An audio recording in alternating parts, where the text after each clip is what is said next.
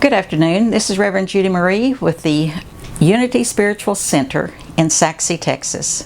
Thank you for joining me this afternoon with just a brief recap of what the Course in Miracles has been for me. I started my study in A Course in Miracles in 1986 when someone suggested that I could learn to laugh to relieve my suffering. She said, "You are suffering because you forgot to laugh." So I wanted to understand what she was talking about. Now you may be asking, do you use what you've learned in a meaningful way every day? Yes, there's one affirmation that I use frequently. Do I want to experience peace or do I want to experience conflict? If I want peace, I will be concerned only about giving. If I want conflict, I will be concerned without trying to get something or evaluating why I am not getting it. I ask myself the following question about any communication.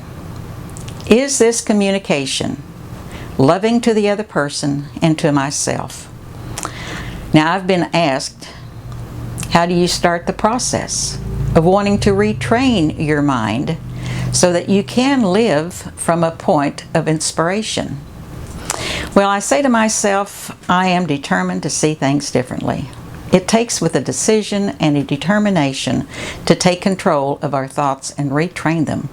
And I had to realize there is another way of seeing things in this world for me, and that's through the eyes of love or through the eyes of fear. And I began to choose seeing things with the eyes of love.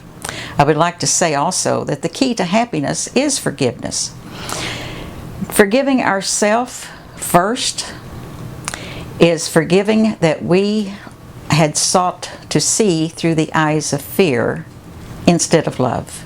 So if we forgive ourselves for thinking wrongly, seeing wrongly, or saying wrong things, then we could just redo it and see it through the eyes of love.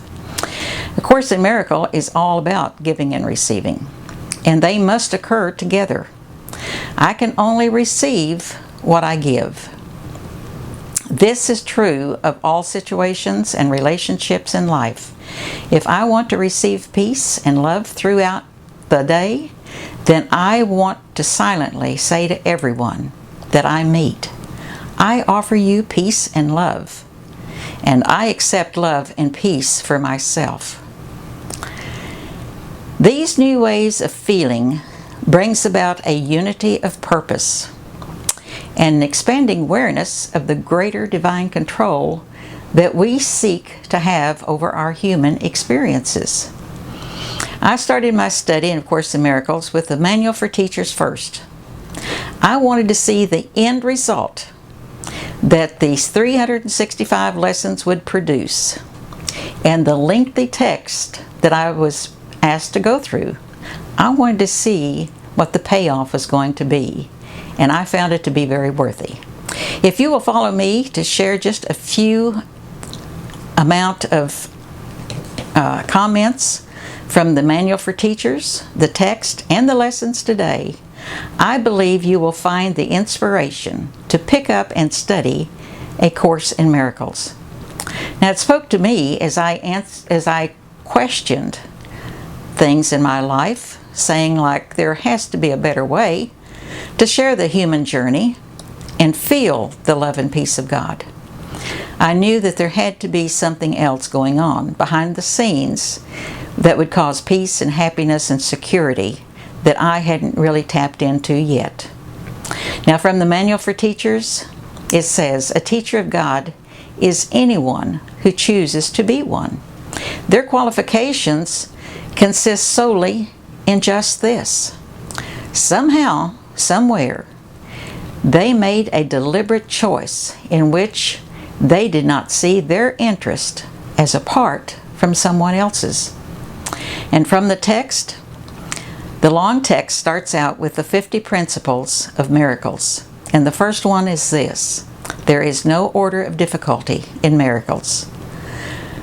One is not harder or bigger than the other. They are all the same. All expressions of love are maximal. And from the lessons, The first 4 is an expanded awareness of how we value illusions, which are the materializations of our thoughts. Number 1 says what you're looking at is meaningless. What you're looking at on the street, through the window, in your room, around your room, it's really meaningless. But now if you look at something like your car on the street, of course it's meaningful to you, but to everyone else it is meaningless. Number 2, I have given everything I see all the meaning that it has for me. And that is true. Everything that you see that has meaning, you will put a value on it. But if you didn't have that, be aware you're still valuable. It's not necessary for you to have a valuable experience.